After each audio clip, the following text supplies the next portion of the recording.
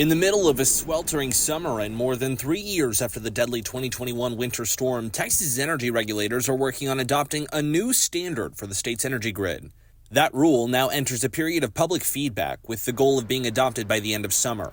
Even then, it's a balancing act. How loose or how strict should it be? Once something's put into rule, changing it becomes more difficult. The proposed rule is a bit jargon heavy, but the Public Utility Commission of Texas is looking at a couple key factors the energy grid must meet. Among them, the frequency and duration of outages when demand outpaces supply. The proposed reliability standard says outages shouldn't happen more than an average of 0.1 days a year, and that any outage should be less than 12 hours. The committee unanimously advanced that proposal on Thursday. Just a day before, though, ERCOT CEO made a striking revelation to a Texas Senate committee. The energy grid needs to step up its game, much faster and harder than previously anticipated. We now do a 5-year forecast, and that number is around 150 gigawatts, which is a 40 gigawatt increase from one year to the next in the 5-year horizon.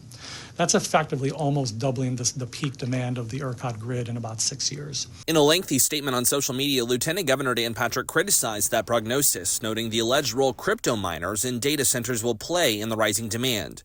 He writes, in part, Texans will ultimately pay the price. I'm more interested in building the grid to service customers in their homes, apartments, and normal businesses, and keeping costs as low as possible for them, instead of for very niche industries that have massive power demands and produce few jobs.